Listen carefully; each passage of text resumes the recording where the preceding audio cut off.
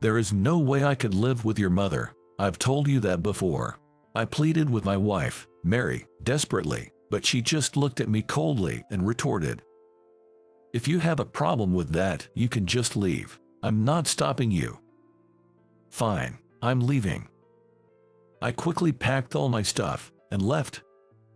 I can't deal with her anymore, I said to myself. What fate awaited Mary after I left her? My name is Keith. I'm 41 years old. Mary and I had been married for 7 years. We both worked. I was raised by my maternal grandparents because my parents died in a car accident when I was little.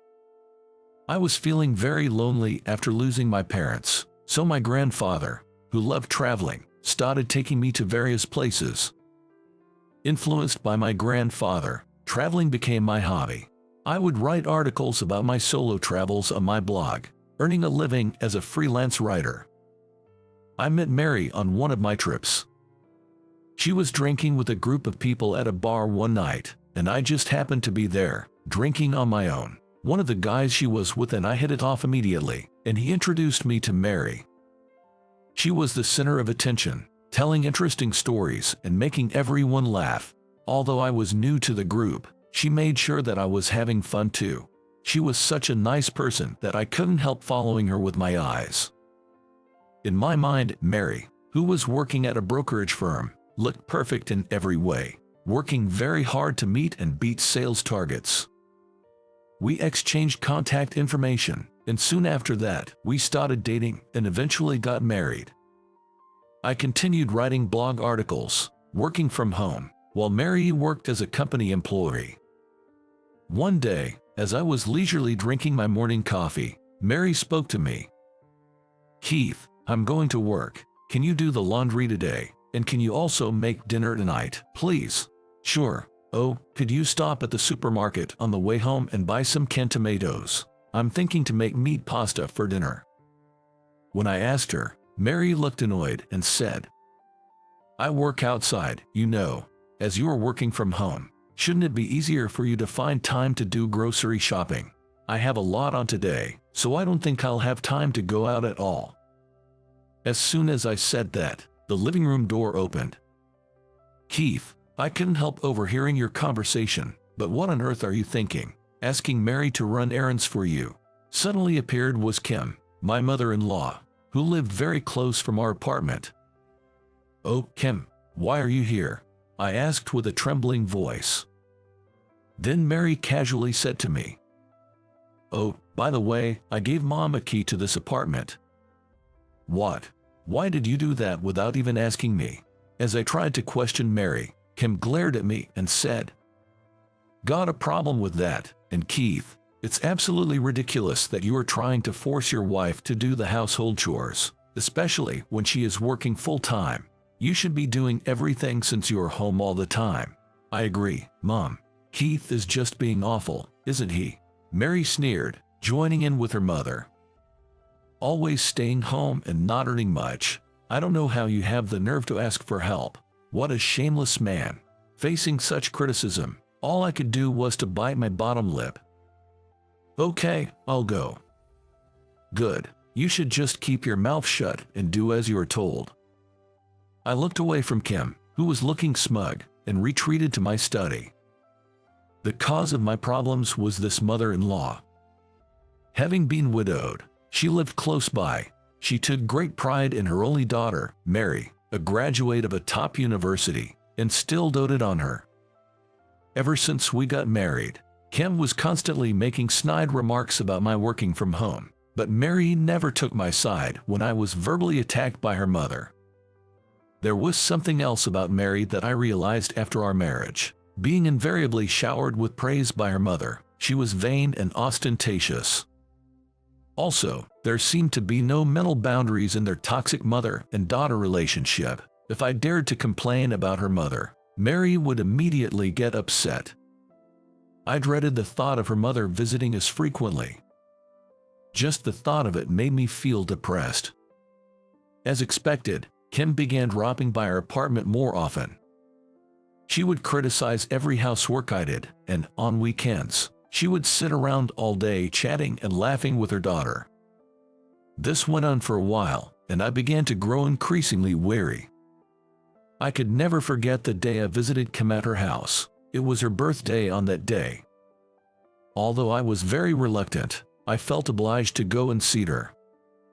Mary was working on that day and would meet me at her mother's after work, so I headed there alone. "Happy birthday, Kim." I pulled out a beautifully wrapped box from the paper bag I brought with me. "Here is your present. It's a handmade bag I bought from a store I visited for one of my articles." Before I could finish, Kim clicked her tongue loudly. "What on earth is this? Did you just get this as a freebie or something?" "What? No." I quickly denied it, but she wouldn't listen to me.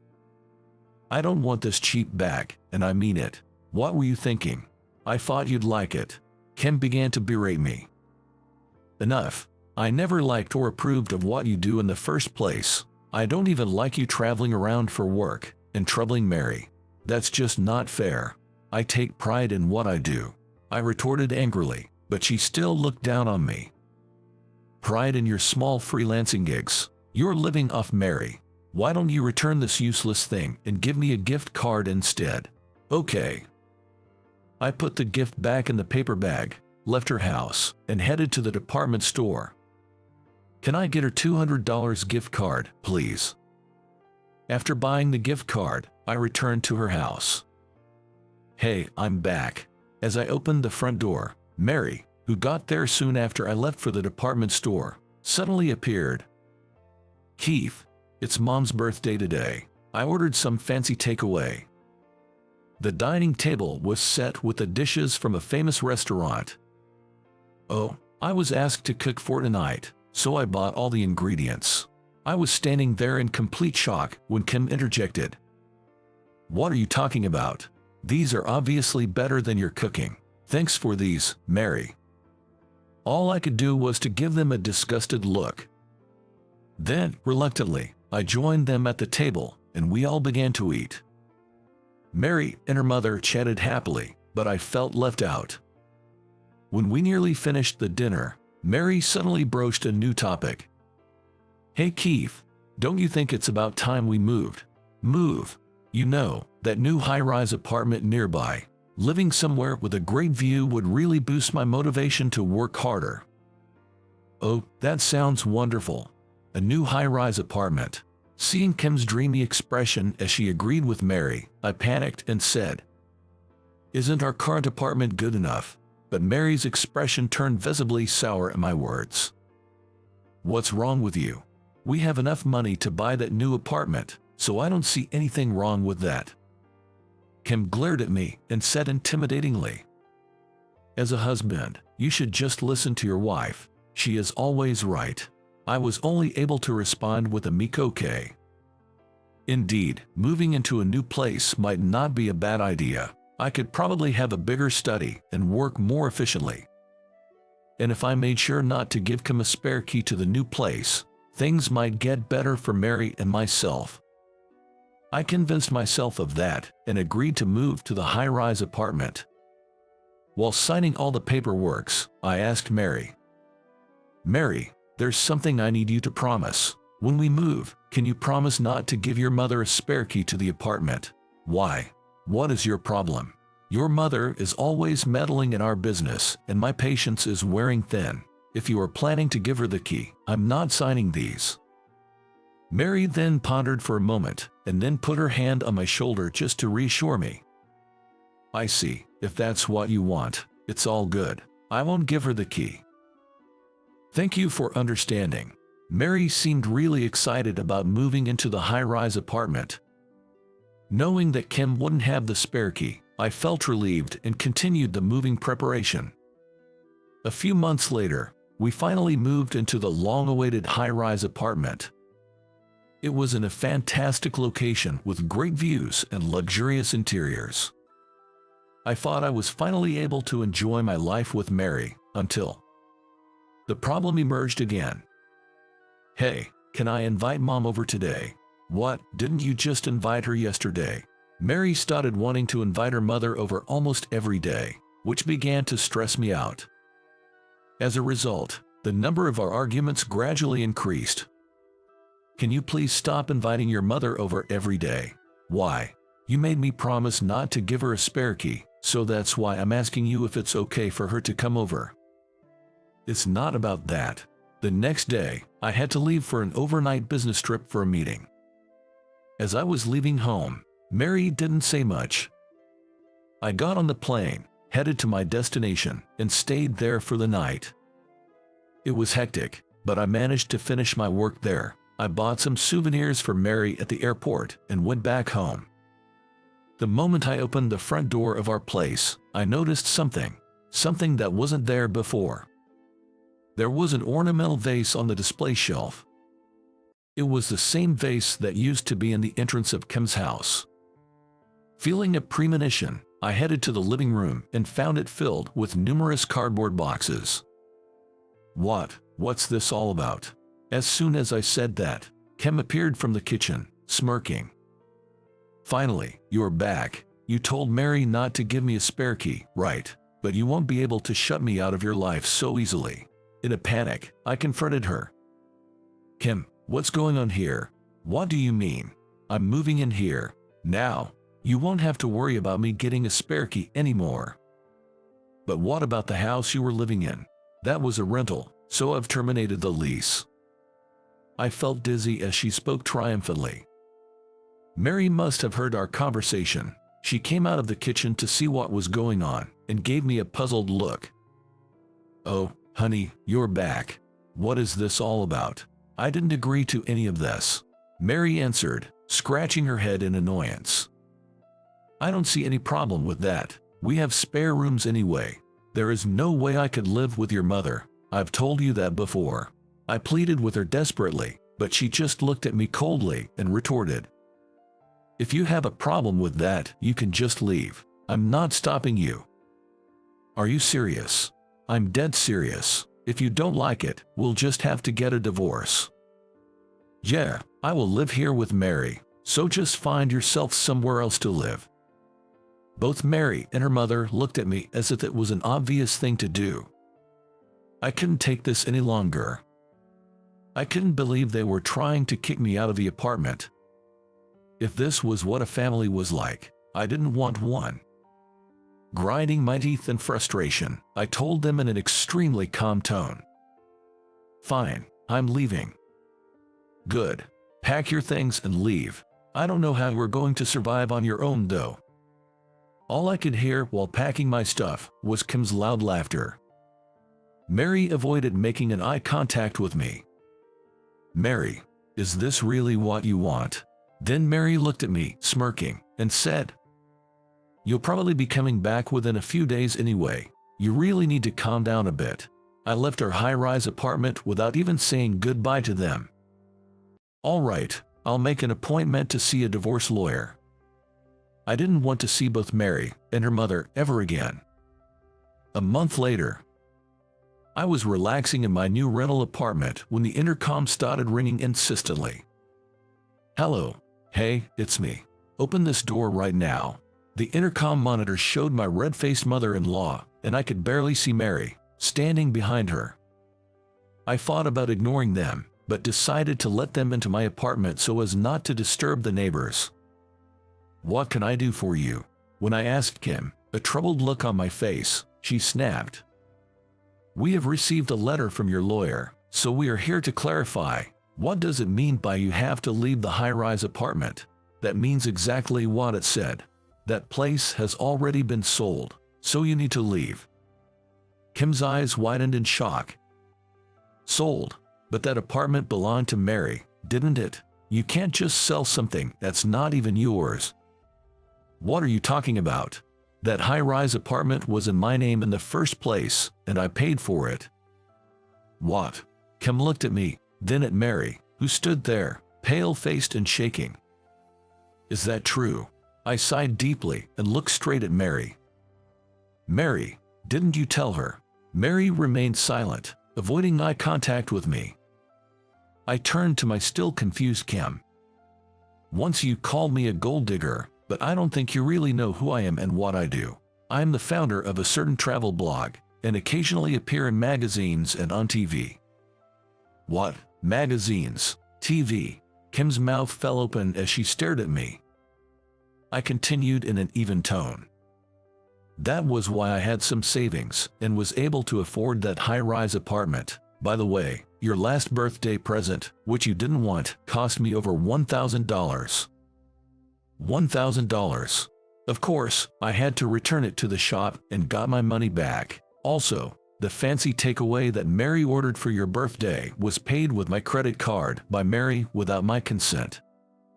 Kim, looking like she was about to faint from shock, suddenly turned to Mary. Mary, why don't you just buy back the apartment from him? You're a top salesperson of the company, earning over $100,000 a year, right? You must have lots of savings. Mary didn't say anything. Trying to suppress my laughter, I said to Kim, as far as I know, Mary doesn't have any savings. What?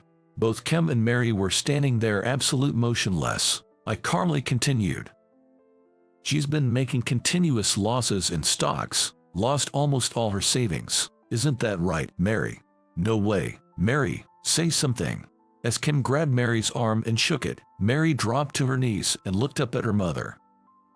I thought moving to the high-rise apartment would help boost my motivation and drive, but, as I glared at Mary, demanding an answer, she continued in a stuttering, faint voice.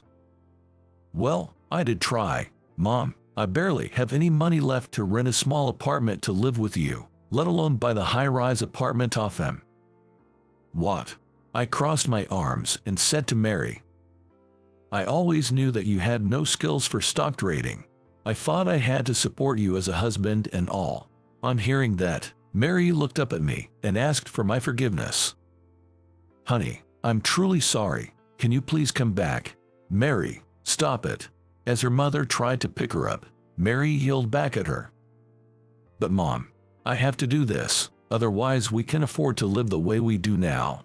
I softly replied to Mary, who kept apologizing to me. Look at me. She became silent, her eyes filled with hope. I continued in a gentle voice. You never helped me with housework, just because I was working from home and you weren't. That is, well, I'm really sorry. Ignoring her apology, I went on. You told me to leave, and the reason why you could say such a thing to me was because you looked down on me, right? And when I actually did leave you, you freaked out. Am I right? Our marriage is over. Once the separation period is over, I'll file for divorce. I don't want anything to do with you anymore. But, honey, as I spoke firmly, Mary tried to cling to me, but I silently shook off her hand. Kim, who had been watching the whole scene, cried out in distress. Wait a minute. What about our luxurious life at the high-rise apartment? Obviously you won't be able to afford it. As I spoke in an exasperated tone, she screamed hysterically. Then, what are we supposed to do now? How about living happily with your beloved daughter? I said this as Kim stood there, gaping.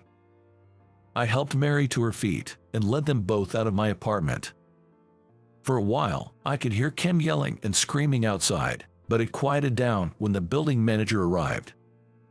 Half a year later, I was overseas again. I was traveling around and enjoying the feeling of freedom when I received a message. It was from Mary, whom I hadn't spoken to for the last 6 months.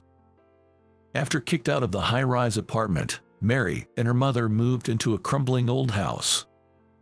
Mary had been working day and night to repay the debt she accumulated from stock trading, and her mother, who had never worked before, started a part-time job at a factory, but they were barely making ends meet.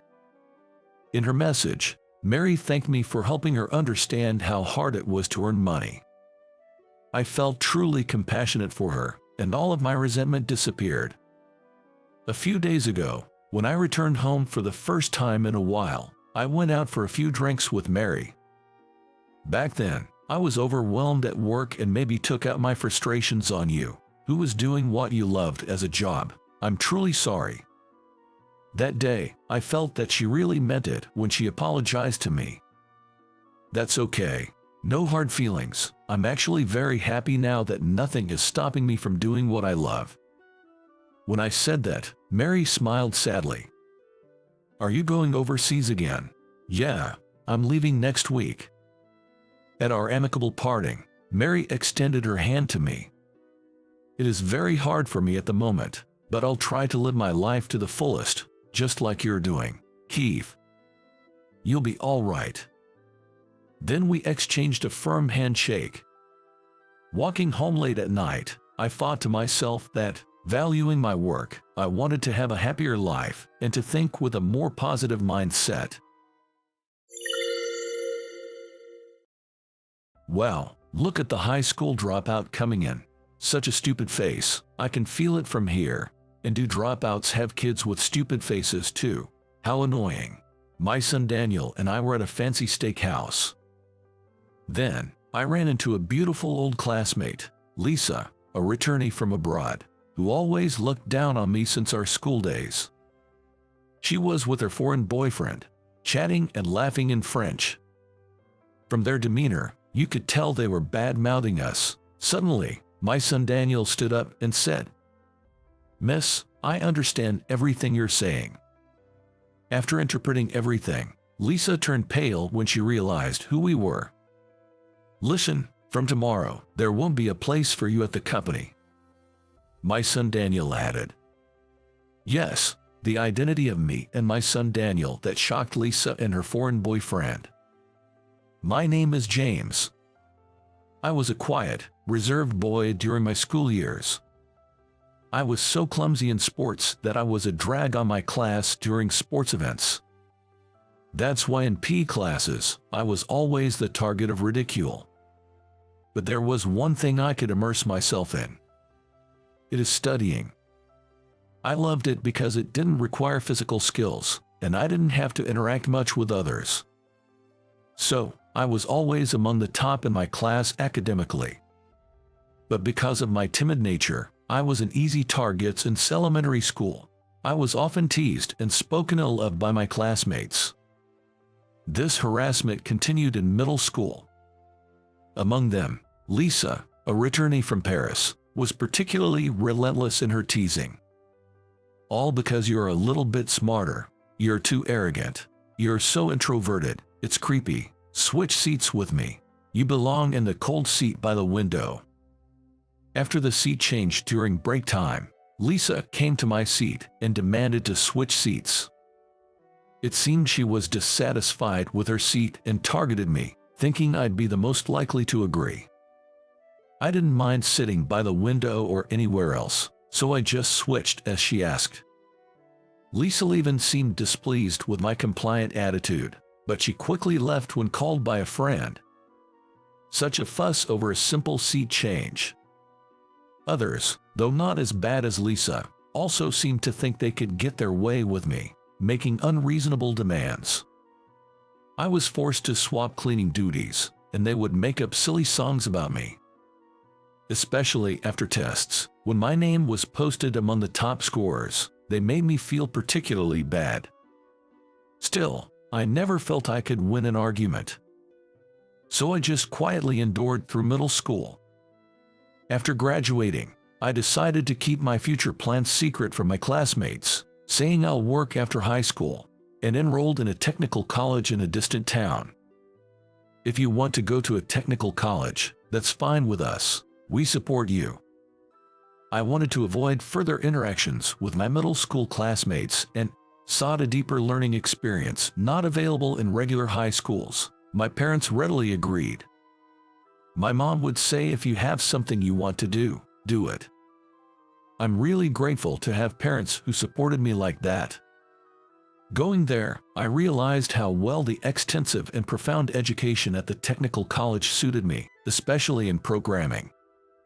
I even won an award in a programming competition. "James, you're amazing. I'm so surprised." The girl who approached me after I won the award was Emily. She was a very bright and cheerful girl in my class. She was popular in our class, good at studies, and we quickly became friends.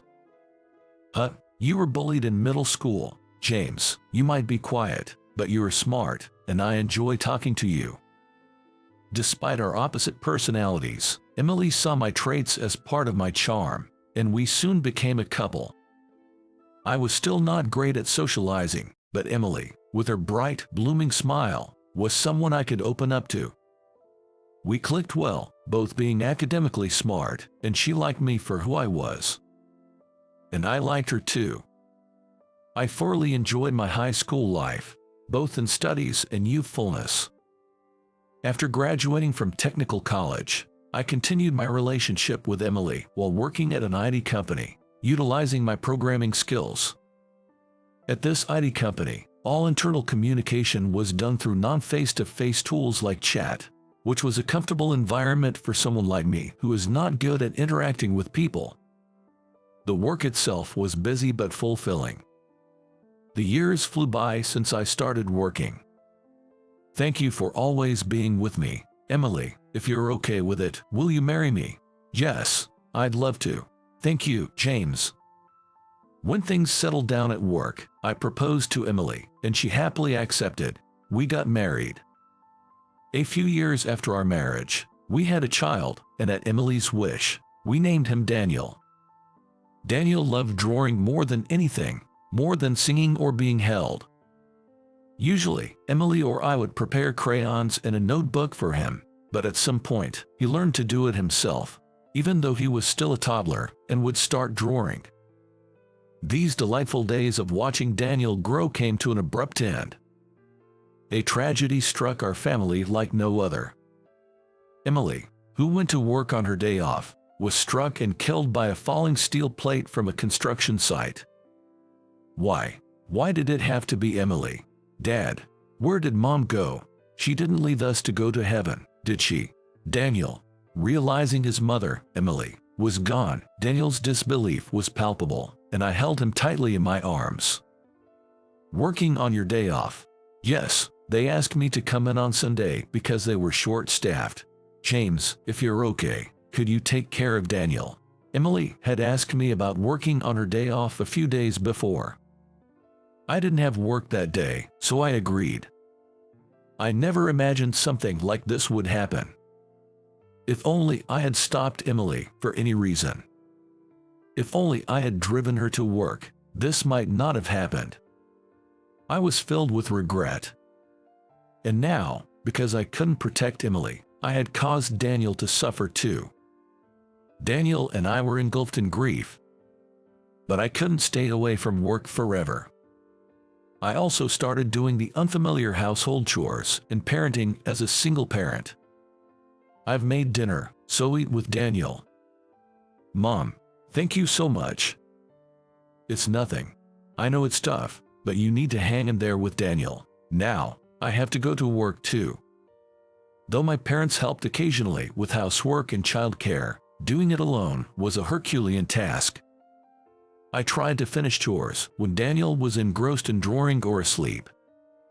After putting my beloved son to bed, I often lay exhausted on the floor, sprawled out, staring at the ceiling. In those moments, I'd find myself lost in thought, reminiscing about Emily. I realized how much I had taken Emily's kindness for granted, as she had always taken the lead in household and child care duties. "Dad, we'll be late for daycare. Hurry up." Daniel, like Emily, was responsible, and he'd prompt me as I rushed in the mornings. After Emily's death, Daniel initially cried a lot, but gradually, he accepted reality, became stronger, and tried his best every day. I knew he must be missing his mother, Emily. Without ever complaining, he was always there for me, an incredibly good kid. For Daniel, and for Emily in heaven, I resolved to stay strong. And so, I balanced work, housework, and parenting. Every day was a whirlwind. I would often be the last parent to pick my son up from daycare. When I picked up Daniel from daycare, he was always drawing until the very last minute. "Mr. Thompson, is Daniel always drawing like that?" I asked Mr. Thompson, and he told me Daniel was so absorbed in drawing that he preferred it over playing with friends. It reminded me of my own student days. I reminisce about the times when I was studious and loved studying. Your son's drawings are all wonderful. If you and Daniel are okay with it, how about we submit his drawings to a contest? One day, Mr. Thompson from the daycare suggested entering Daniel's drawings in a competition.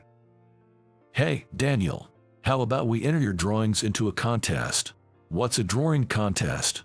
Well, it's a place where people who can draw as well as you get to show their work to experts who know all about article. On the way home, I discussed this with Daniel. His eyes lit up with excitement, and he immediately wanted to participate. So the next day, I told Mr. Thompson we would submit Daniel's drawings.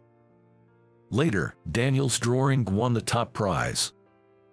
Knowing his talent, Daniel and I were overjoyed. Daniel, you're amazing. Who knew you had such talent? Great job.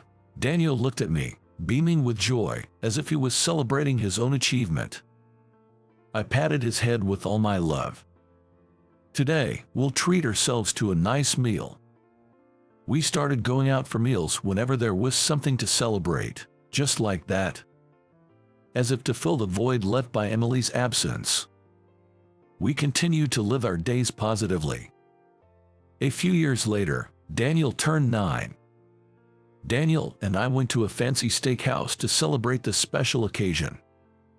Then, to our surprise, seated behind us was Lisa, my former middle school classmate.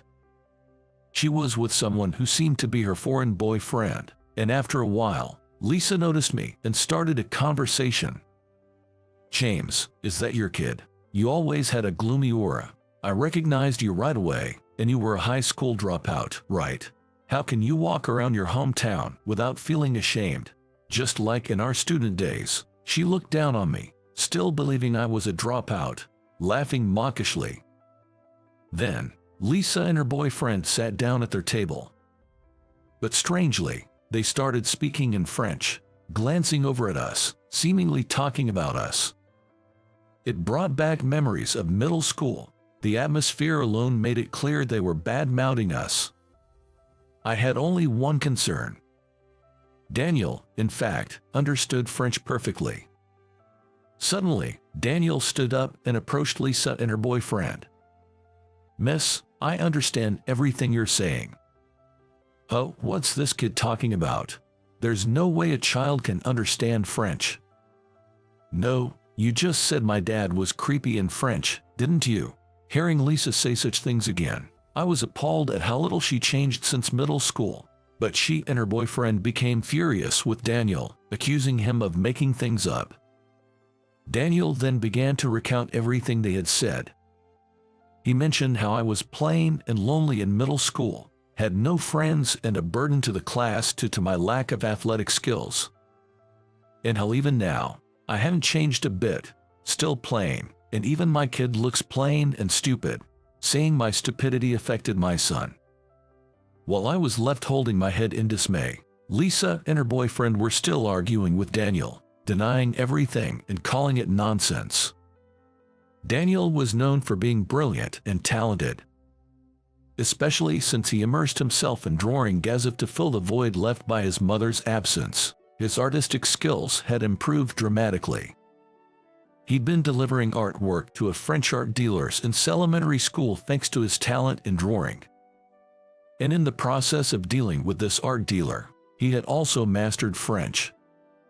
On my side, skilled in aita, I thought about leveling up my skills to enhance my son's language abilities. I left my job at the IT company and started an online language school with Daniel. Daniel mainly taught French to children who wanted to learn.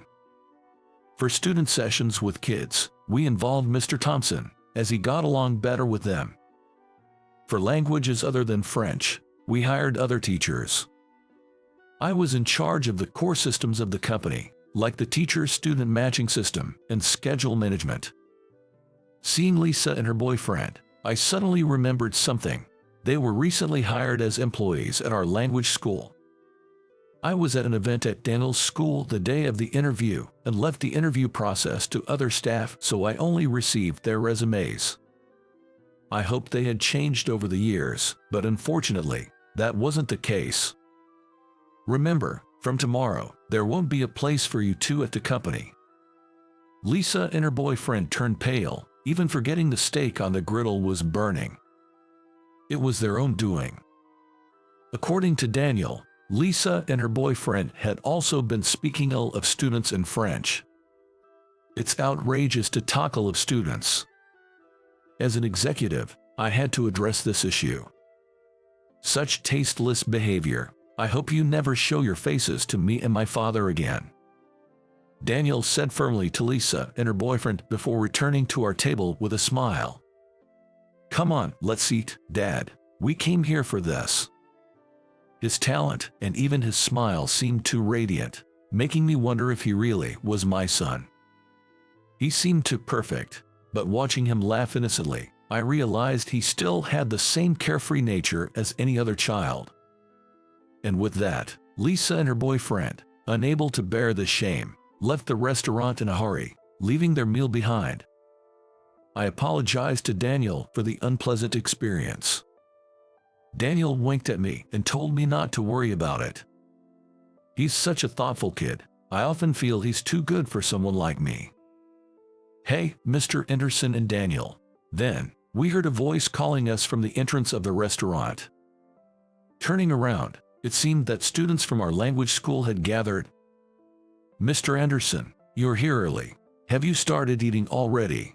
"Wait, who's actually late here?" I asked. Sorry, it was us."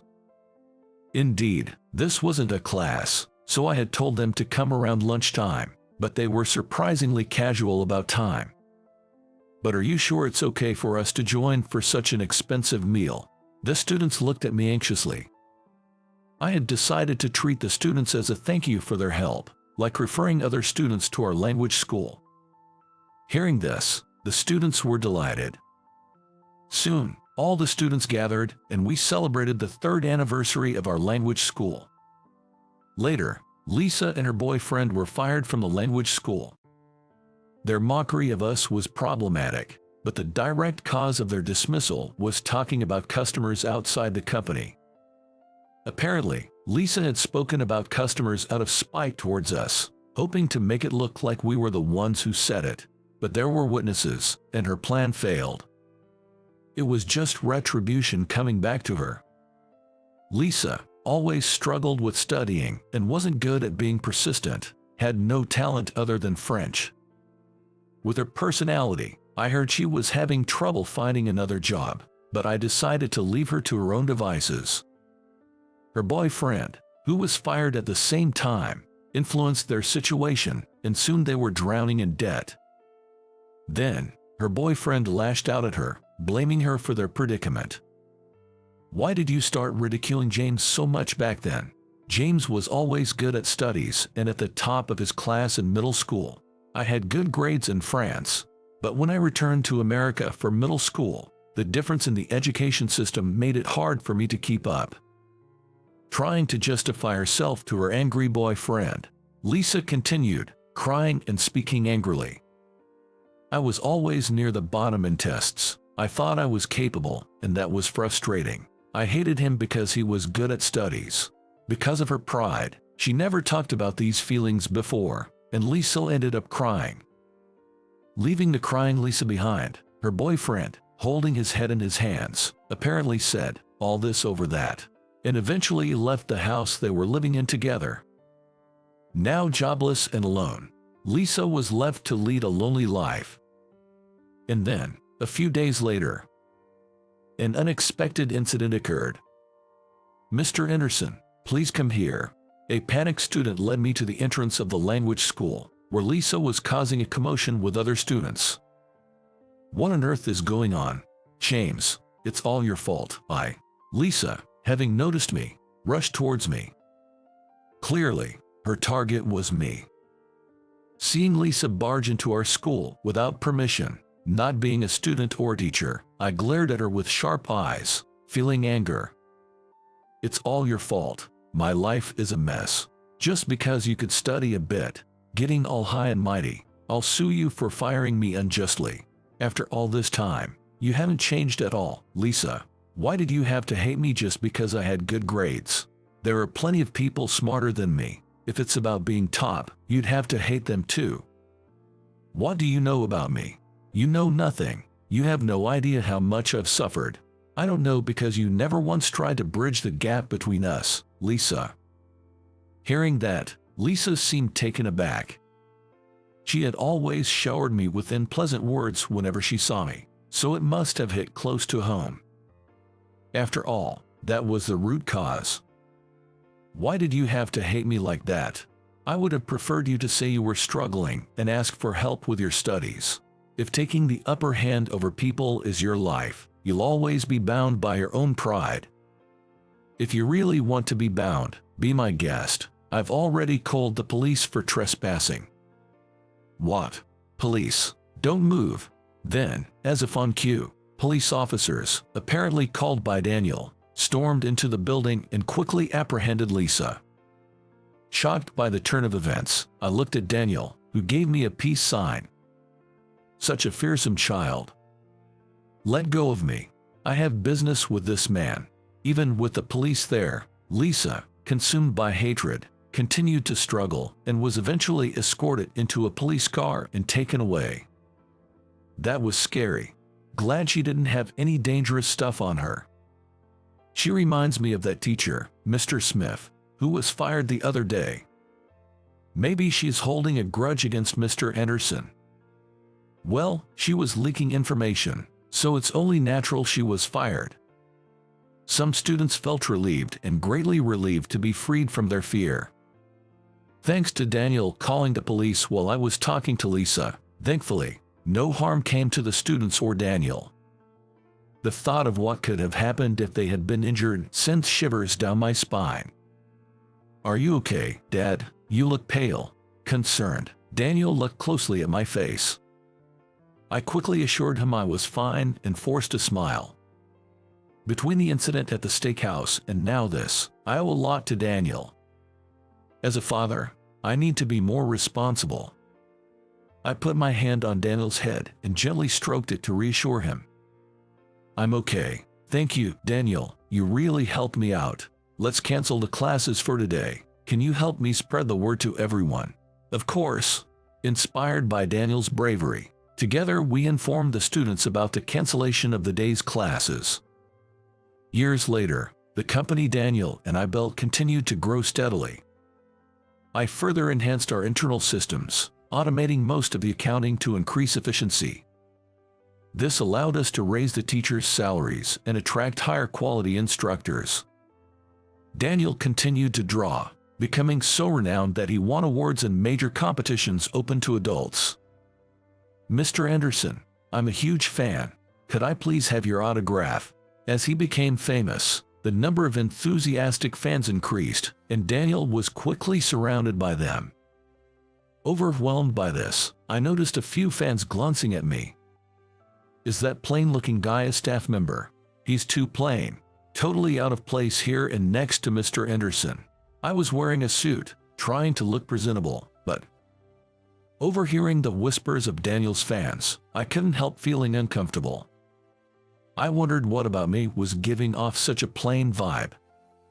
Maybe it's just because I'm an unremarkable man. Then, I remembered being targeted by Lisa in the past, proving it wasn't just a coincidence. Indeed, compared to Daniel, who sparkles like an idol, I, with my unfashionable black-rimmed glasses, lacked any aura and was worlds apart from him. Or maybe, it's just my face. As I stood there, shocked, Daniel, who had overheard the comments, came over to me with a smile that seemed to have sound effects and addressed his fans. "This man here is my father. He's the reason my artistic talent shines. So, if you're a fan of mine, I'd appreciate it if you refrain from making such comments." With Daniel's smile and statement, the fans' faces turned pale, and fearing the displeasure of the other fans, they quickly left the scene. Angering Daniel's fans can be really scary. Well, those kids probably wouldn't have said that if they knew I was your father. "Dad, you're too kind. Fans who behave like that at the scene are questionable." I was left speechless by Daniel's firm opinion, marveling at his excellence. It seems today's kids are not only talented but also compassionate. He really does take after his mother, Emily. Reminiscing about Emily, I watched Daniel being applauded by his fans with a fond smile. A few days later, on a tranquil spring day, Daniel and I chose to visit Emily's grave together. While sharing recent achievements, we talked about how studying really makes a person bloom, and effort never betrays you. I remembered Emily was also very studious, and that's what drew us together. Without Emily, Daniel wouldn't have been born. We all love studying in our family, don't we? It's moving to think that Mom and Dad's passion for learning brought me into this world. Weren't you ever lonely without Mom, Daniel? I asked him, looking concerned. Daniel had always been with me without any complaints, but he must have felt the absence of his mother. However, Daniel shook his head with a smile. No, because Dad was always there with me. His smile and words almost brought tears to my eyes. Getting older makes one more prone to tears, it seems. You should be proud of yourself, Dad. I owe my success to you. I was so grateful to see how well Daniel had grown up. It was all thanks to Emily watching over us from above. In front of Emily's grave, Daniel and I joined hands, and I reported our lives to her. Then, as if Emily were responding, a gentle breeze blew between us. Cherry blossom petals, seemingly carried by the wind, appeared out of nowhere, fluttering in the air. One landed in the palm of my hand. It felt like a part of Emily's floral-like smile, so I gently stored the petal in my pocket. The presence of family seemed to have blossomed even a reserved person like me. It was then that I realized how much one's life can change through encounters with others. Following the example set by Daniel and Emily, I learned to smile more. As I became more open, naturally, people started to gather around me, and I began to slowly bridge the gap with those I had previously found difficult. Though I had kept them at a distance because of my discomfort, I started to realize that talking with many people wasn't so bad after all. Seeing me become more cheerful, Daniel seemed happy too, which made me feel joyful. I took out the cherry blossom petal I picked up during our visit to Emily's grave. I treasured it like a bookmark used in a book, carrying it with me as a charm, as if it were Emily herself. Ever since I found it, I felt as if it had been giving me courage. Could it be, Emily? Is this you? Feeling somehow as if Emily's spirit was residing in it, and finding myself alone, I spoke aloud without thinking. Even though I knew such a thing couldn't possibly be true.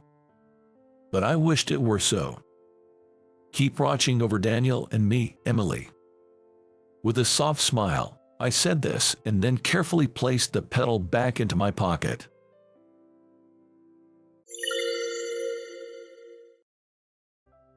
Redo it.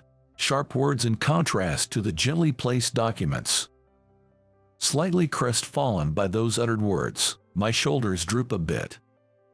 But in front of me, my boss, named Natalie, doesn't seem concerned about my demeanor and says, "I'm going out for a bit. Have it done by the time I get back." Then she leaves the office. Left behind, I gaze at the documents on my desk and let out a sigh, my shoulders slumping. In the vast office, only the sound of my typing echoes. All the other employees have gone out for lunch. I'm getting hungry. Wonder what's in today's lunch special at the cafeteria. I continue my work, trying to ignore my growling stomach. It's been half a year since I joined the company as a fresh graduate. Yet, I haven't been able to produce any notable results. Natalie, my boss, is very strict, and redoing documents and proposals has become almost routine. That's why I've come to see her not as someone who nurtures with praise, but as someone who believes in learning through practice and growth. Despite her strictness, there are people who respect and follow her because she never slacks off and always delivers 100% performance, despite her young age and high position. And one more thing. She's really beautiful. A soft voice, different from the typing sound, my voice. Though I know I'm alone in the office, I speak in a hushed tone, maybe out of embarrassment. Her slender waist is evident even under her pantsuit, and her long back stretches elegantly. Her black hair, tied back in a single strand, suits her slightly almond-shaped eyes. No wonder she's popular. I find myself nodding in agreement to my own words. But she has never once used her looks to her advantage. I've seen that as her subordinate for these 6 months. That's why I think to myself, I'll definitely get her approval next time. To be recognized by her, to be of help to her. With renewed determination, I turn back to my computer. And when she returns from her visit, the documents I hand her manage to get an okay.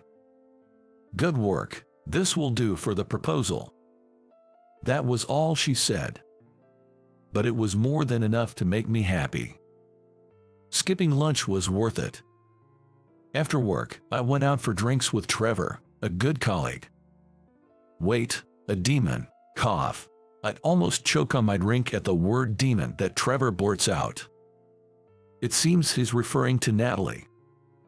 Beautiful, but incredibly strict, so she's nicknamed Demon Beauty behind her back. Demon, Beauty. I ponder over the unique combination as I take a sip of my beer.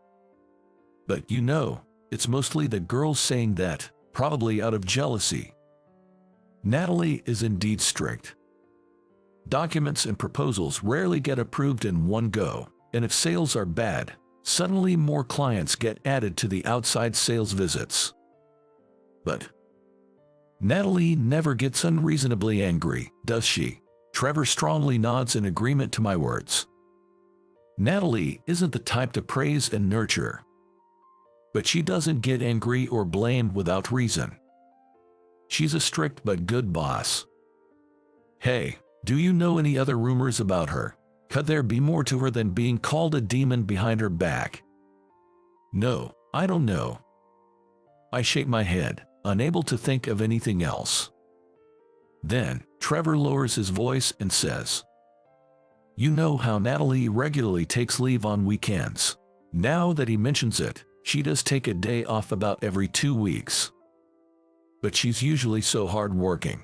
I just thought she needed to rest." However, Trevor seems to think differently. Apparently, she goes back to her family home, and it's quite something. Quite something as in what? His vague words prompt me to ask for more details, and Trevor, with a look that says I'm slow to catch on, still fills me in. A very respectable family, and, on top of that.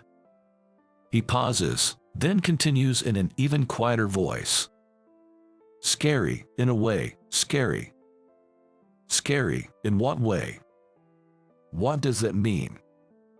Does that mean, like, she's involved with the underworld? That sort of thing. An uncomfortable silence falls between us in the lively pub. No way, impossible.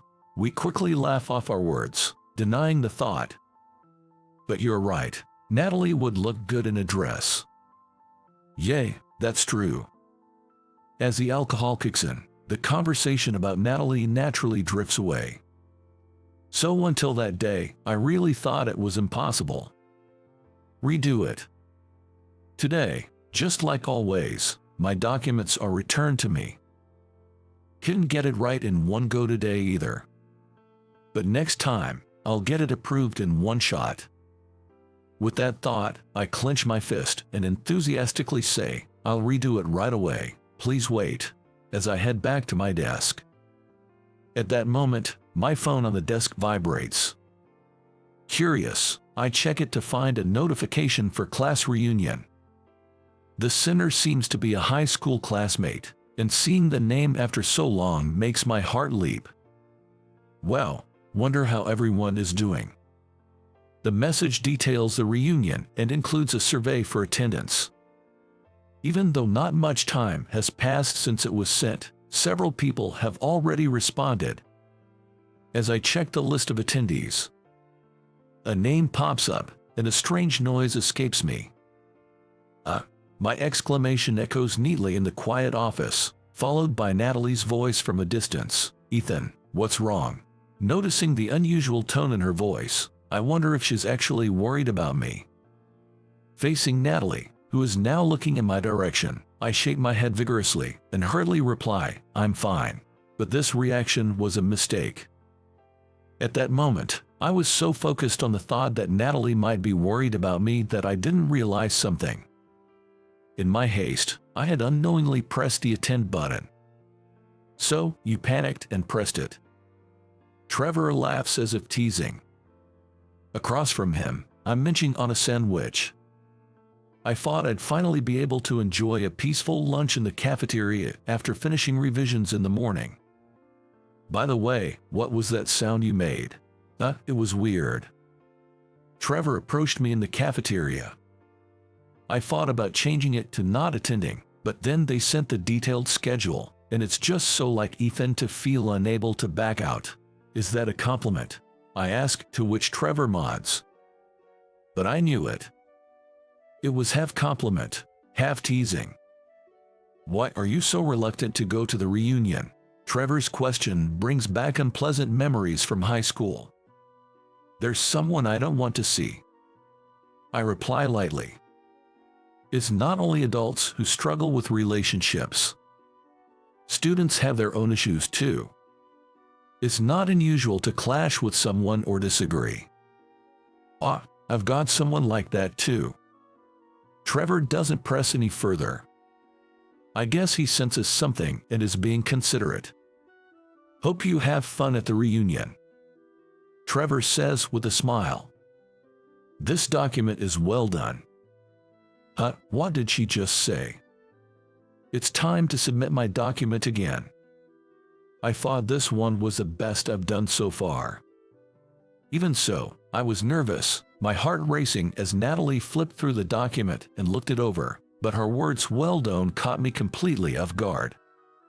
I asked again. I didn't quite catch that. What did you? But Natalie sighs, seemingly exasperated with my repeated questioning. When did you become so hard of hearing? Her slightly almond-shaped eyes shift from the document to me. But I think it's understandable to ask again. It's well known that getting a document approved by Natalie in one go is rare, so hearing well done from her was unexpected.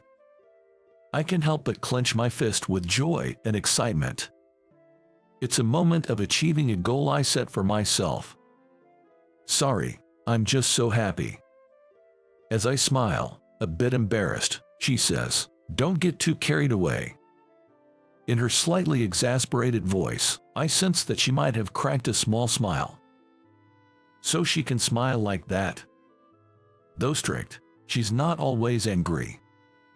But seeing her smile for the first time, my heart can't help but flutter. An involuntary smile escapes me. I'll work hard for the rest of the day too. Thinking that, I clenched my fist again. But reality isn't always so kind. Sorry to burst your bubble, but you've got these numbers wrong here and here. Please fix them soon. Hearing her slightly teasing voice and seeing her beautifully upturned lips, I look up to see her dazzling smile, her slightly almond-shaped eyes twinkling with amusement. Yes, I'll fix it right away. The days seemed to fly by after that. Are you still here? The office was dark, and I'd been typing for hours, the only sound in the empty space. I thought I'd work until a good stopping point. But it seems quite some time had passed. It's almost time for the last train. Natalie, having finished her outside visits, returned to the office and spoke to me. I hadn't realized how late it was until she mentioned it, and I exclaimed in surprise, "Is it that late already?" But Natalie was calm as ever. "Come on, settle down, start packing up to leave." She handed me my bag. She's always like this, unflappable no matter what, and as I admired her cool composure, I suddenly remembered the conversation I overheard between Natalie and Thomas, the executive, at lunch. "Natalie, are you heading straight home today?" "Yes, I'm visiting my parents' house early tomorrow morning." "Right. Natalie was supposed to head straight home after her outside visits. As I asked her, unable to hide my curiosity, she nodded casually. I passed by the office and saw the lights still on, so I got worried. Good thing you didn't miss the last train, she said with a gentle smile. That smile again. Feeling a strange sense of guilt for seeing her smile twice in one day, my heart fluttered and my cheeks warmed.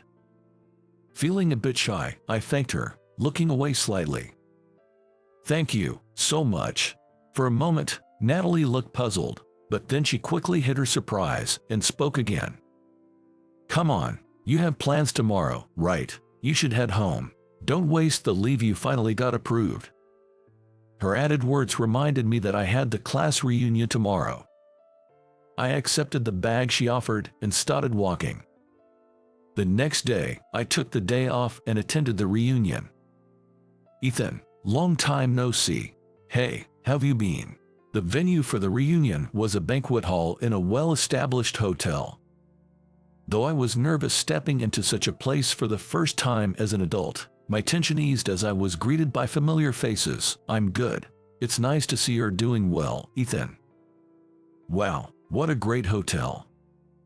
After greeting everyone, I found a corner in the banquet hall to sip my drink and look around. The hotel, true to its traditional roots, was decorated with bright, eye-catching flowers, blending the old with the new beautifully. I had been anxious about coming, but as Trevor said, it seemed like it was going to be a fun day. That's what I thought until... Hey, isn't that Ethan over there? I felt a shiver down my spine at the unexpected voice. The person I didn't want to see, the one I mentioned to Trevor. Just the thought of him dampened my mood. I turned slowly to find Timothy, unchanged from our school days, with his annoying smirk. Spending the reunion drinking alone, huh? With a snide voice, Timothy questioned me, and I nearly replied that I just happened to be alone. But instead, I swallowed my words and coldly said, please don't mind me. It was my way of saying I didn't want to talk anymore, but Timothy didn't care. In fact, he seemed to know exactly what I wanted to say and continued speaking. We do care, right? We were high school classmates, after all. Just because we were classmates doesn't mean we were friends or anything. I thought bitterly to myself while forcing a smile. Besides, I heard about you, Ethan. You landed a job at a big company, didn't you? Another troublesome topic. While thinking this, I nodded since it was true that my company was a major one. But apparently, that bothered him, and he sneered, huh, wonder what kind of backdoor tactics you used to get in. His annoying smirk turned into a displeased one, and he laughed through his nose. Enough already. That's why I didn't want to meet him. I don't want to exchange any more words with him and ruin my day, so I'll change locations before it gets any less enjoyable. That's when I was about to step away. Anyway, your boss at work must be no good too, huh? His words, accompanied by a sneer, set something off in me. Before I knew it, I had stepped up to Timothy. You can say whatever you want about me, but if you talk bad about Natalie, I won't forgive you. I was surprised by the low tone that came from my lips. But it seemed Timothy was equally shocked, his eyes widening in amazement. The lively hall suddenly felt like it had a different air around just the two of us. Several former classmates began to whisper quietly, catching my attention from the corner of my eye. This isn't good, I thought, realizing I needed to change the atmosphere somehow. But as I tried to think of a solution, nothing good came to mind. That's when I heard it. Excuse me, gentlemen, is everything all right? Turning to the familiar voice, I was stunned to see Natalie, my boss, dressed in a pink dress. Natalie, what are you doing here? Her slightly almond-shaped eyes looked at me mischievously. That's when I remembered the rumor Trevor and I had talked about. A family with a traditional background, a dress. Regularly taken leaves. Natalie's use of gentleman in her question. Natalie's family owns this place. Yes. This hotel is my family's business. My mother is the CEO, and I help out when they're short-staffed. Her casual revelation left me blurting out, "You say that so nonchalantly," realizing that if her words were true, her mother was a prominent businesswoman and Natalie's hard-working nature was inherited from her. While I was oddly convinced, I was still confused and couldn't fully grasp the situation. Natalie watched me with amusement, smiling at my bewildered state. "Thanks for standing up for me."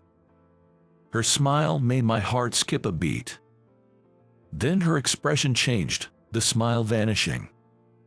"While guests are free to enjoy themselves as they please, if you are going to speak ill of my dear subordinate, please leave."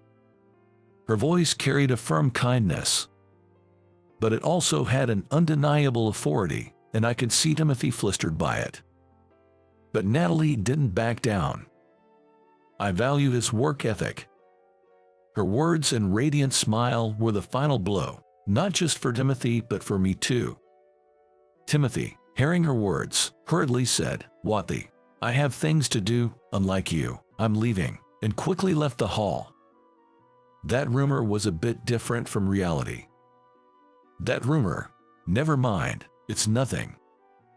I turned back to Natalie and shook my head, gazing at her. The scary, in a way, incredible was a little off. Trevor would be surprised to hear this. But anyway, Natalie looks great in her work suits, but she's also stunning in a dress. I think to myself, smiling. "Thank you, I was happy you stood up for me," I say with an embarrassed smile, and the usually unflappable Natalie looks surprised for a moment, then smiles kindly. "I really do value you, Ethan. Then next time, I'll make sure the document is perfect in one go." "We'll see about that." Natalie laughs, and I realize once again that she's not a demon at all, but rather the beautiful and wonderful boss I admire. You work at a hospital as a receptionist, and all you do is guide visitors. Not very useful, are you? It was a coincidence. Or maybe, in a way, it was inevitable. My childhood friend I always competed with had come to the hospital where I worked. He saw the placard I was holding and sneered. "I thought you were a doctor. I work as a doctor at a different hospital now. Were you trying to make it seem like you were working at the hospital too, by saying you had a job here? You're such a liar," he said, looking down on me. The patient's condition has suddenly turned worse. An issue arose that disrupted my old friend's smugness. Dr. White, the hospital director, called out to me from behind my pale-faced old friend. "I'm counting on you," he said. "I'm Eugene. Single, with no girlfriend, and living alone. Currently, I work at the reception of a university hospital. The main job of the reception is to hold a reception placard, approach people who are lost in the hospital, and guide them. I also help guiding people to unmanned payment machines when the cashier is busy, and manage the lines. It's a job anyone can do, but for me, who often feels sleepy during the day due to jet lag, it's just right." "Excuse me, where is the place for new patients?" "Oh, it's right over here, I'll guide you." "Well, thank you." "You're welcome." I guided the elderly lady and handed her over to a nurse before returning to the information desk. Then, I noticed a man staring intently at my face. That face. I recognized his face too, and couldn't help but stare back. Could it be? "Are you Steve? Are you Eugene?" He seemed to recognize me too and approached without hesitation. "It's been a while, hasn't it, since middle school?" The man was Steve. We were friends in our childhood, together from elementary to middle school. He used to compete with me in everything, always a troublemaker. "Eugene. Steve. What is it this time?" "This time it's a challenge on test scores. Honestly, I still don't understand why he always saw me as a rival." "Hey Eugene, What score did you get on the test? Steve approached my desk, test paper in hand, despite our seats being far apart. Again, don't you ever get tired of this? I got a 96. What about you? 98. I win this time. What? Seriously? Darn, I lost again. Seeing Steve look so frustrated back then, I just chuckled. That's how we used to compete, even in test scores. We were also in the same track and field club. I'll take the top spot. Don't cry when you lose, Eugene. Who's crying? I don't really care about being the best anyway. Shut up, Eugene. I absolutely won't lose to you. Well, I'd rather focus on setting personal records than winning. I'm not losing, no matter what. Good luck to both of you. Samantha, watch me. I'm going to be the one winning. We competed for the top spot in the club. And other times. I'll swim faster than you in the next swimming class. We swim separately, so you won't even know. Well, then, let's race based on time. Okay, fine. We competed even during sports class. The one who gets a better award in the upcoming art contest wins. That depends on the judges. Well, true, but I'm excited to see what kind of paintings you two will come up with. We even competed over the awards for paintings we made in art class. For summer vacation homework, whoever presents something more amazing wins. How are we supposed to judge that? We'll ask everyone which one is more impressive. Summer homework is already a hassle. Don't make it even more complicated. We also competed with our summer vacation projects. This time, I win. Yeah, okay. Next time, I'll win again for sure. Steve was always challenging me to everything, turning it all into a competition. Yet, our skills were matched evenly. If I won the English test, Steve would win the math test. If Steve won in track and field, I'd win in swimming. Neither of us ever achieved a complete victory. Those two are at the top again. As always, Eugene and Steve. Who won this time? This time it's Eugene. Wow, both of them are unbelievable. They really seem like eternal rivals. Our peers would always hype us up as eternal rivals. Next time, I won't lose, Eugene. If you say so. It's been a while, Steve. I heard from a classmate that you were working at the hospital. Steve saw my placard that read reception and sneered. You work at a hospital as a receptionist, and all you do is guide visitors. Not very useful, are you? So lame. He said, laughing at me even more. I couldn't help but give a wry smile to Steve. Well, I am just guiding people around because I'm not that useful. Well, there's a reason for that. A reason. Let me guess. You flunked your high school entrance exams, couldn't go to college, ended up a shut-in, and now you're stuck doing a job anyone can do, like guiding people around. That's not true at all. That was a harsh thing to say. Well, after graduating from middle school, Steve and I followed different paths and lost contact with each other. So, it's not surprising he doesn't know. I didn't know what Steve is doing now, either. I thought you'd be a doctor by now. I'm working as a doctor at a different hospital. So, Steve became a doctor. Were you trying to make it seem like you were working at a hospital too? Such a liar. No, that's not it. What's different then? Honestly, I'm disappointed in you. Steve, cut it out. A fact is a fact. You used to be called my rival, but I guess that's all you were. Listen to my side of the story. I was about to argue back when it happened. Is that Eugene? You're Eugene, aren't you? A woman called out to me. Samantha. I recognized her face too when Steve called her name. Samantha, right, she was. Could it be Samantha, Steve's old friend? It is you, Eugene.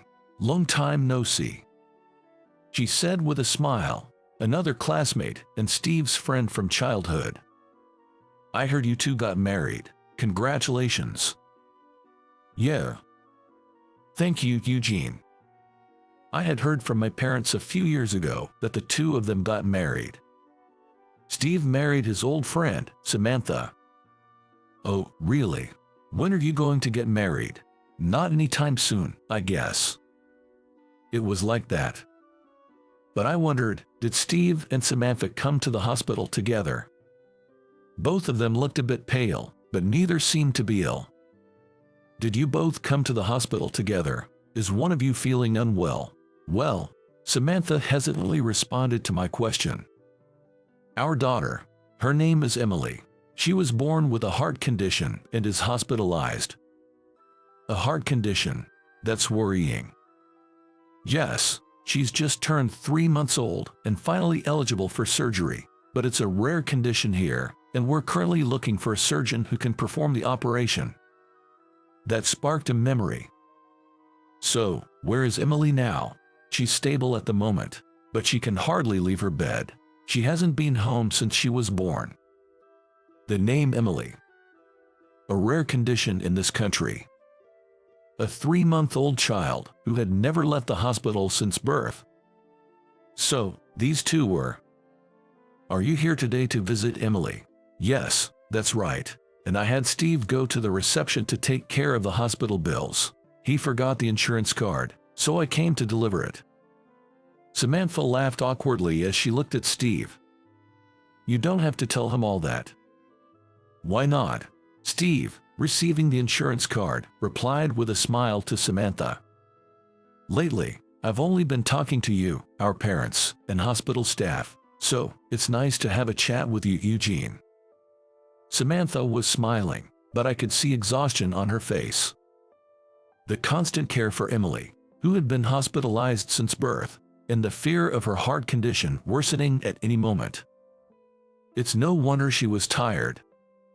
Still, Steve and Samantha being Emily's parents, I felt it was a coincidence that should be shared. Actually, I was about to tell her something when Emily's mother and father. Finally, I found you. What's the matter? Why are you in such a hurry? A nurse rushed over, looking panicked, and addressed them. Emily's condition has suddenly worsened. What? Samantha. At those words, Samantha's face went pale, and she nearly collapsed. But Steve, equally pale, caught her. How is Emily? What's happening with our daughter? Her heart almost stopped. She might need emergency surgery. Her heart? Oh no, but at our hospital, we can only provide temporary measures. For a cure, we need a specialist in pediatric cardiology. We came here looking for that doctor. Damn it, Emily, Steve muttered in despair. Eugene. Then, Dr. White came to call me. I have a surgery I need you to do. That's why I called you from Australia. No time for jet lag. Yes, I understand. I nodded at his words and handed my placard back to reception. I'm counting on you. Understood. With Dr. White's words, I tightened my resolve and followed him. Huh? Don't worry, leave it to me, I'll save her. Eugene, you can't be. Surprised, Steve and Samantha watched me pass by and head to the operating room. Eugene. Yes. Do you have any plans to go to Australia? Australia. Yes. Your skills are too valuable to be confined to the US. How about honing them in Australia? I hadn't mentioned it to them, but after high school, I went to medical school, got my medical license, and then, on Dr. White's recommendation, studied in Australia. As a pediatric cardiac surgeon, I've experienced numerous surgeries in Australia, including treating a premature baby who weighed less than 4.4 pounds. I originally worked as a pediatrician in a university hospital and went abroad to advance my career. I spent about 3 years gaining experience in Australia. Then one day, actually, there's a child with a complex case admitted to our hospital. I want you to handle it. Dr. White contacted me. Is that so? I've heard about you from the doctors over there. I'm sending you the data, so please check it first. Understood. After reviewing the data sent to me, I determined that I could perform the surgery. Dr. White, I can do this child's surgery. Good. Once everything is ready, can you come back to the US? Yes, I'll be in touch. And that's how I returned to the US. However, after spending 3 years in Australia, the jet lag was severe. I need to sleep. Eugene, you're always so sleepy. I was overwhelmingly sleepy during the day. With you like this, the surgery can be done. More the work as a doctor. I'm sorry. I guess it's okay for now. Meanwhile, do some guiding at the reception. Guiding? Yes. Get over your jet lag while you observe the hospital. It's important to understand the hospital you work at. So, by the hospital owner's orders, I, holding a medical license, found myself in a unique situation, working as a receptionist. This was the 3rd day of doing so. It's okay, I'm going to save her. I came over the jet lag and was confident enough to handle the situation now. Entering the operating room, I saw the little girl lying there. Indeed, I had been called for Emily's surgery, Steve's daughter. Let's begin the surgery. In her case, the major blood vessel leading to the heart was constricted, and there was also a hole inside. First, we had to stop her heart and operate using a heart-lung machine. Her small body had significantly less stamina compared to an adult, and the strain on her body was immense. It was a race against time. I had to operate carefully and quickly, ensuring no small mistakes were made. I thought of the 2 people who must be waiting outside the operating room. The pale faces of Steve and Samantha when they were told about Emily's sudden change in condition. Samantha, who looked tired from worry and caregiving. Steve, who scoffed at me but became visibly concerned when it came to Emily. Their faces flashed in my mind. I wanted to save Emily, for the sake of the 2 people who have been searching for a doctor to help her. With that resolve, I moved my hands frantically in surgery. I had to get this child back to the home where her parents were waiting. I began to close the small hole in her heart. Steve, my rival, had always been challenging, but he was a good one. Sure, he had ridiculed me earlier, but the Steve I originally knew wasn't like that. He was talented, serious, and committed to whatever he took on. Eugene, as expected. Yeah, sure. Eugene, I will definitely become a doctor in the future. Then, I'll be a doctor who can save even the smallest child. I wanted to see not his mocking laughter, nor Samantha's forced smile, but their true, heartfelt smiles. Besides, I couldn't afford to lose that challenge. Sutures, complete. After a while, the surgery was finished. It was a success without any major complications. Relieved, I let out a breath of relief, having escaped a critical situation. However, we must still be vigilant and closely monitor her progress for a while. I'm really glad. I headed towards the door of the operating room. Eugene, you really did it. Seeing me exit the operating room, both of them looked surprised. Eugene, how is Emily? How's my daughter's condition? Samantha asked me anxiously. Calm down, the surgery was successfully completed. You can relax. Really? Yes, the hole in her heart is closed. However, it was a major surgery, so we can't be complacent. We'll continue to monitor her closely, but for now, she's okay. My words seemed to finally reassure them. Thank you so much for performing the surgery. Samantha thanked me. Dr. White told us while you were in surgery. Eugene is a skilled doctor I called from Australia.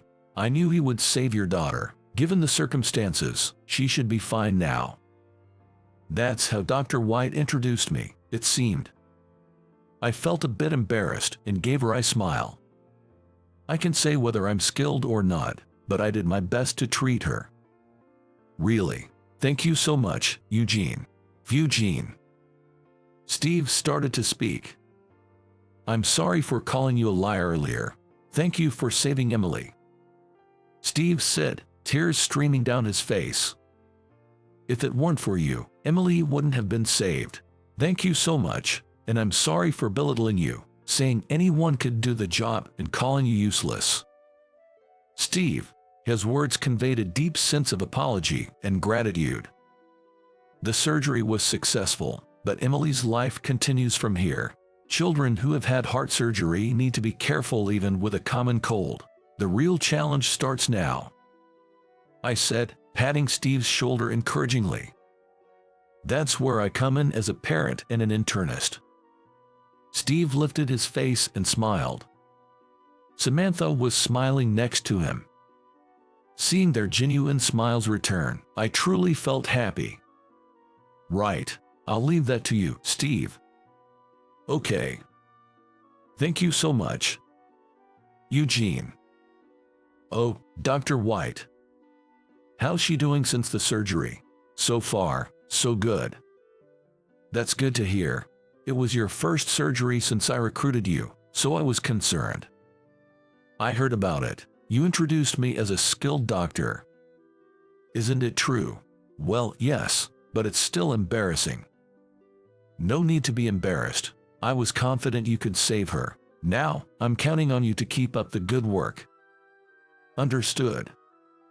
Emily is still hospitalized, but has become much more energetic. According to Samantha, she can now drink a lot more milk, which she couldn't do before. It was by the time she turned 5 months old. Emily recently rolled over for the first time. That's great. Yeah, Samantha was so happy about it. She said it's a miracle she's gotten this far. It's all thanks to you. It's not just because of me. It was all Emily's effort and the support of you too. Steve spoke happily. For Emily's sake, Steve decided to work as an internist in this hospital. Emily, Daddy's here. You're looking good today. You're here again. Why not? I'm her dad after all. Doting dad, huh? With a daughter this cute, can't help being one.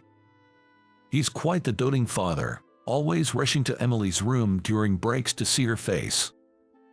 And before heading back to work, he never forgets to remind me, please take good care of Emily. I respond, got it, now get back to your work. I need to give more than my all, otherwise, Steve might get mad at me. I chuckled to myself, thinking this. Despite his ways, Steve is an excellent doctor. I often hear good things about his reputation. And so, some time passed after that day. Yeah, this should be fine for now. That means, you can finally go home together. Emily's discharge from the hospital was finally decided. Regular outpatient visits are still necessary for a long time, but going home was a joy for Steve and Samantha. They had been eagerly awaiting the day they could return home together as a family. I've got some news, Eugene. Okay, calm down. Steve's in a good mood, huh? Really? But it's understandable. They've been waiting to go home together for so long. That must be a happy moment. That doctor looks really happy these days. His daughter can go home now, right? That's right. She's been in the hospital for a long time. That must be a relief. Steve's obvious good mood was noticed not just by me but also by the surrounding doctors, nurses, and patients, who looked on warmly. We can finally go back home together. That's great. Yeah. It was a few days after Emily's discharge. Steve asked me out for a meal. I gladly accepted and followed Steve. Not going for drinks. Idiot. How can I drink when Emily is around?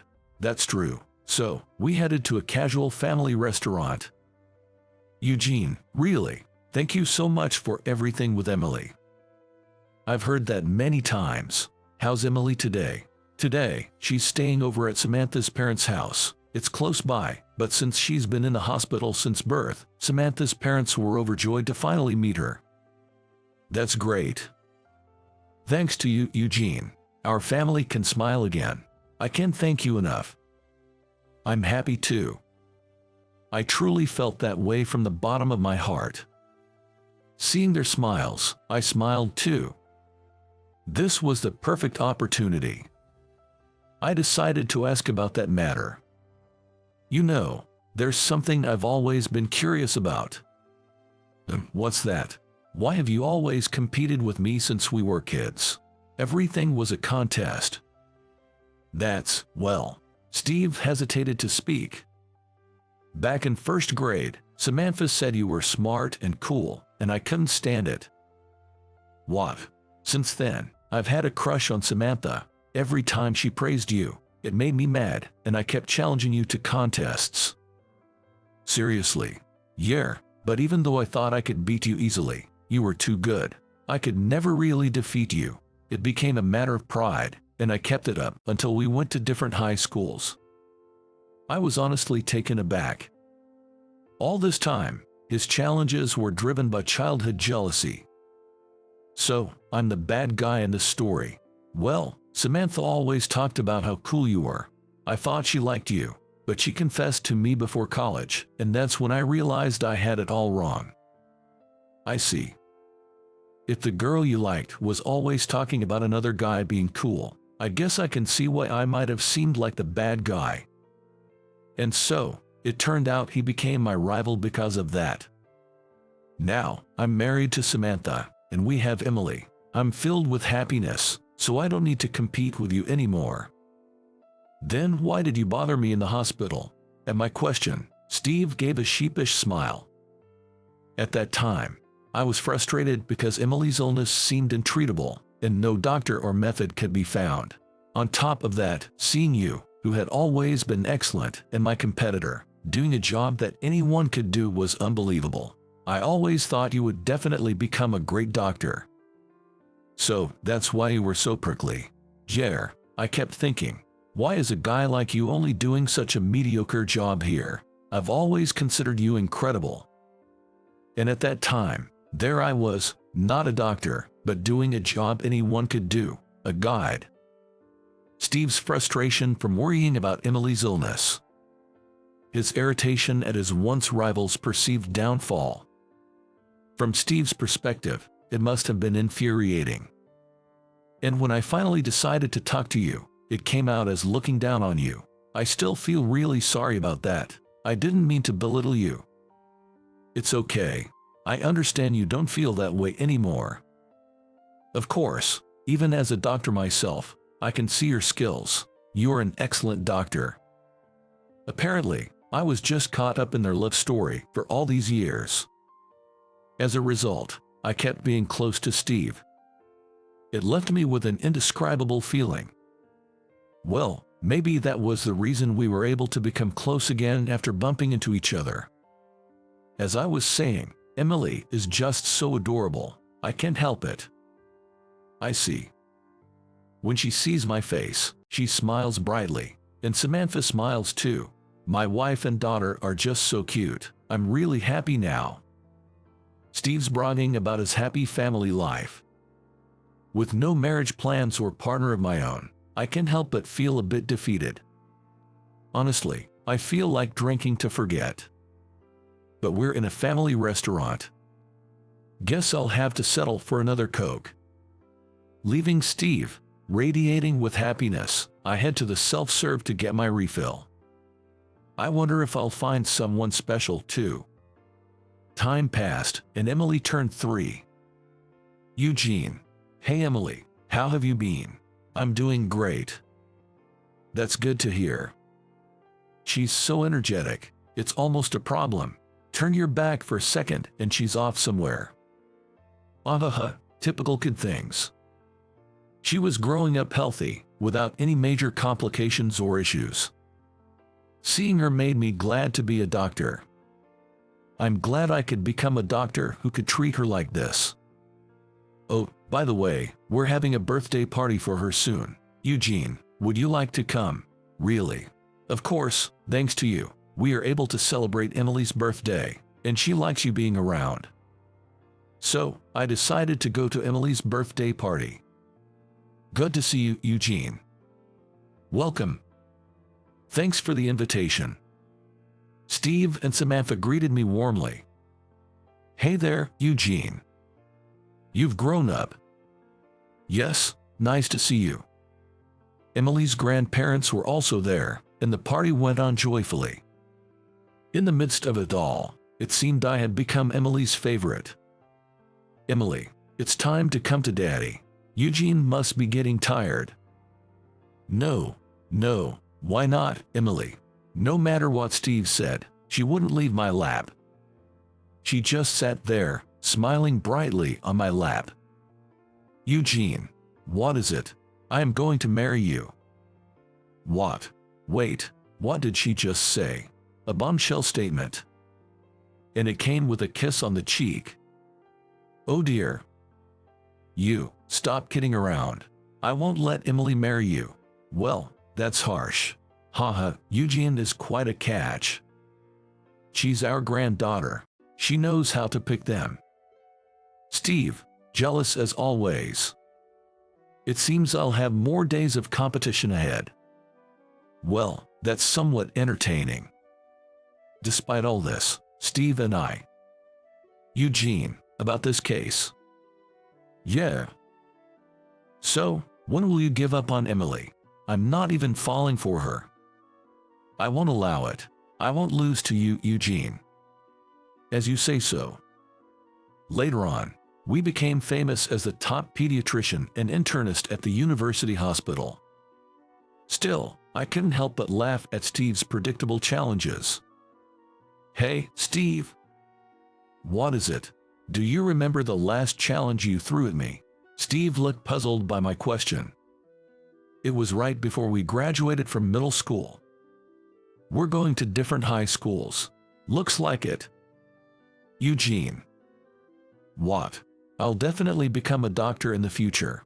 A famous one, saving lots of people. You should become a doctor too. A doctor? Yes, I'll be the doctor who finds and cures diseases hidden inside. You become a doctor too, and let's see who can be the better one. Then, I'll be a doctor who can save even the smallest child. Yeah, it's a challenge. That last challenge from him was what inspired me to pursue a career in medicine. Spurred by Steve's words and my own love for helping children, I studied hard in high school. Then, I went on to medical school. You remembered that? Actually, I had forgotten, but I remembered when I thought about you and Samantha during that surgery. Seriously. Thanks to you, I became a doctor. I see. Steve smiled shyly. I'll save even more children. I won't lose this competition. Me neither. I definitely won't lose. We shared a defiant laugh. Eugene. Emily. Emily, what about Daddy? Leaving the hospital with Steve, we were greeted by Samantha and Emily. Steve looked shocked as Emily ran toward me. Before she could reach me, Steve scooped her up. Sorry, Eugene. For what? For causing you trouble. It's okay. Well, I couldn't completely deny it after hearing Steve's reasons for his behavior. I liked it when Steve was challenging you and working hard. Is that so? Yes, I was supporting both of you, but I guess I caused you some trouble. Haha, it's great to see you getting along so well. I've treated many children over the years. Children carrying heavy illnesses while still so young. Still, there were children I couldn't save. I've never forgotten about them. I've continued my effort to save more children. There are treatments I couldn't do back then that I can do now. Seeing children like Emily overcoming their illnesses and growing up fills me with joy. Every time I see their growth, I feel grateful to be in this profession. Well, let's work hard today to not lose to my best friend. I've kept striving to save as many children as possible. By the way, Emily, who has grown up seeing me and Steve, told me she wants to be a doctor. The problem is she can't decide whether to become a pediatrician or an internist. Emily will choose to be an internist. She's my daughter, after all. Do I still have to compete with you?